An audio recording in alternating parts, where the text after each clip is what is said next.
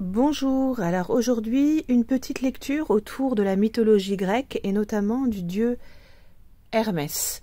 Donc le dieu Hermès en grec et en latin l'équivalent c'est Mercure. Mercure ça vient du latin merx qui veut dire la marchandise.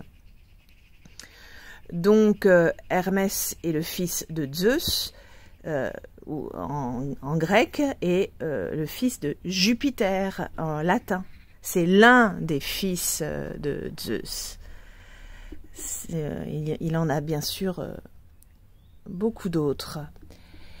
Et donc là, je vais vous faire une petite lecture autour du dieu Hermès. Alors, je me rapproche. L'emblème du dieu Hermès, ce sont les sandales ailées. Donc ça, ce sont des sandales, vous avez vu, des sandales avec des ailes, wings, avec des ailes. Et vous avez aussi comme symbole le caducée. Donc ça, c'est le caducée, une baguette qui est entourée de 2 serpents.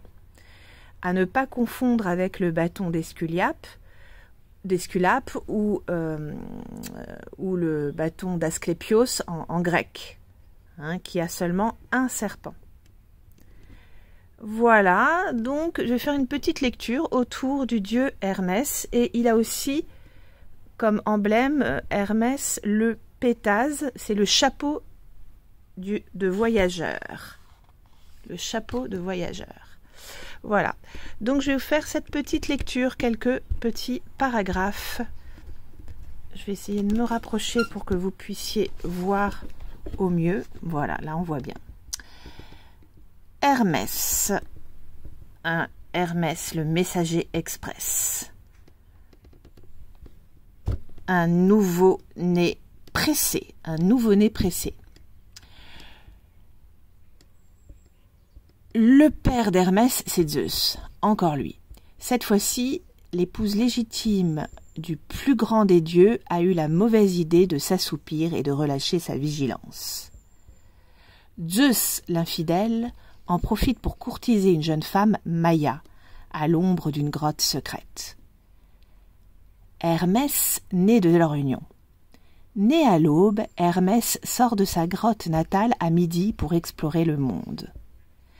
Amateur précoce de musique, il construit son premier instrument en étripant une tortue et en transformant sa carapace en lyre, avec quelques boyaux de mouton en guise de corde. Plutôt original, son hocher. Maintenant, je vais vous lire le deuxième paragraphe. J'essaie de mettre le livre, je vais le mettre comme ceci. Pardon pour les petits mouvements qui ne sont pas très agréables. Deuxième paragraphe, est très rusé. Donc un nouveau-né pressé et très rusé. Le tout jeune Hermès se met ensuite en tête de voler les vaches divines de son grand-père, Apollon. Pour ne laisser aucune trace, le petit malin s'enveloppe les pieds d'écorce et, après avoir dérobé et caché une bonne partie des bestiaux, retourne se coucher dans son berceau. Lorsqu'Apollon, alerté par ses espions, vient l'interroger, Hermès lui répond sur son ton le plus innocent. « Vache, qu'est-ce que ça veut dire? Je ne connais pas encore tous les mots. » Devant l'insistance furieuse d'Apollon, Hermès finit par avouer son larcin.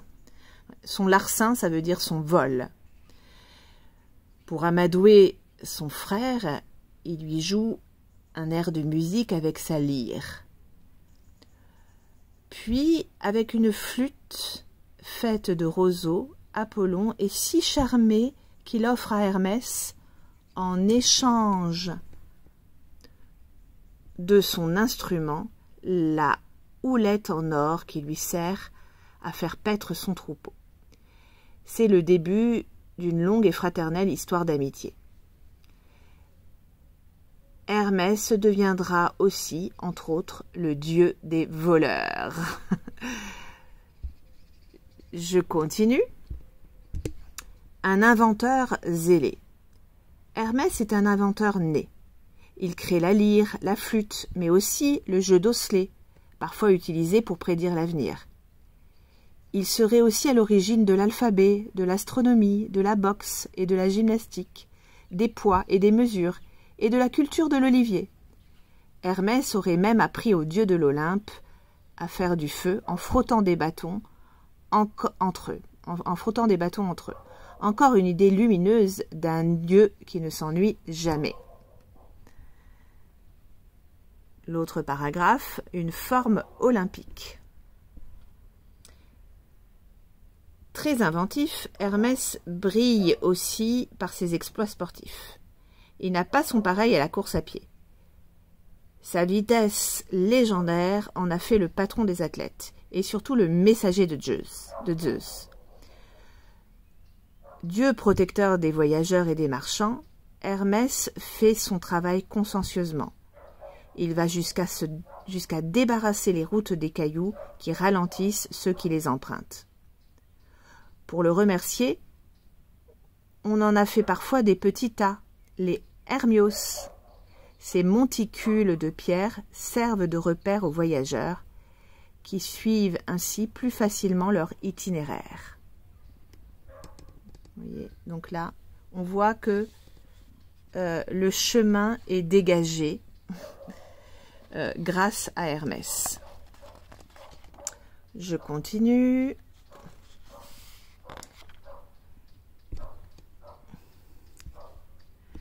Alors, à la vitesse du vent. Pour courir au secours des autres, le dieu n'a pas besoin d'une paire de baskets. Ses sandales lui suffisent à cavaler sur les chemins et son casque ailé lui permet d'avancer à la vitesse du vent. Dans sa main, la boulette d'or de berger que lui a donnée Apollon est devenue le caducée, la baguette des messagers, où s'enroulent 2 serpents. Lorsque les morts descendent aux enfers, le dieu l'utilise pour leur couvrir les yeux et les empêcher de voir l'effrayant monde souterrain. Toujours serviable, ce bon Hermès.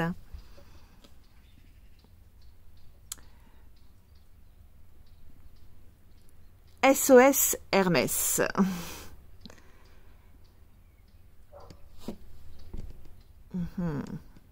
Voilà. Bien qu'un peu menteur, ce divin coureur n'est pas particulièrement méchant. Au contraire, il préfère le dialogue à la bagarre. Beau parleur, Hermès n'a pas son pareil pour résoudre les conflits. Sa musique a le don d'apaiser la colère des autres. Gentil et conciliant, il veille sur les échanges et les contrats et s'attire toutes les sympathies. Les dieux eux-mêmes savent bien qu'ils peuvent compter sur sa discrétion. Lorsqu'ils sont à court d'idées pour résoudre une situation embarrassante, ils font souvent appel à leur messager préféré.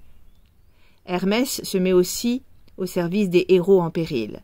Quand on l'appelle à l'aide, il ne met jamais très longtemps à arriver. Donc, c'est pour ça que en astrologie, Mercure, la planète Mercure, représente la communication, représente les échanges, représente l'intellect, la façon de penser. Donc il y a aussi bien sûr un lien avec le dieu Hermès, le dieu Mercure, en mythologie. Et alors je vous laisse un petit peu regarder les images. Et le dernier paragraphe, bon pied, bon œil. Pourtant, Hermès se trouve un jour lui-même embarrassé par une mission que lui confie son infidèle de père. Zeus tombe amoureux d'une jeune femme, Io, qu'il transforme en vache blanche dans l'espoir de la dissimuler à son épouse. Mais la déesse Héra n'est pas dupe et décrète qu'elle va s'occuper elle-même de ce charmant ruminant. Elle confie à un géant, Argos, aux 100 yeux, le soin de garder la bête. Zeus missionne alors son propre rejeton, Hermès. Donc un rejeton, en langage familier, c'est un enfant. Donc Zeus missionne alors son propre rejeton Hermès pour lui ramener sa belle Io. Faute de pouvoir échapper à la vigilance d'Argos, Hermès mise sur ses talents de musicien. Il sort sa flûte et joue des airs si délicieux que le géant finit par s'endormir. À l'aide d'un rocher, il assomme ensuite Argos et lui tranche la tête, puis délivre la précieuse vache blanche. Mission accomplie. On dit qu'Héra plaça les 100 yeux du monstre vaincu sur les plumes de la queue des paons. Gare aux espions. Un paon, c'est un oiseau qui fait la roue. Et ça, c'est l'instrument, la lyre. Hein. Là, on voit Hermès jouer de la lyre.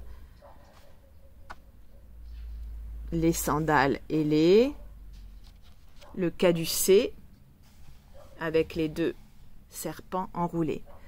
Donc voilà, je trouvais intéressant de vous lire pour changer un petit livre. C'est un livre plutôt pour enfants qui s'appelle Les dieux de l'Olympe et j'avais choisi de vous lire l'histoire d'Hermès, le dieu Hermès ou le dieu Mercure. Voilà, j'espère que ça vous a intéressé et excusez-moi pour le manque de stabilité de l'image parce que je tenais mon téléphone à la main, mais j'ai essayé d'être la plus stable possible. Merci à tous, très très bonne journée, au revoir.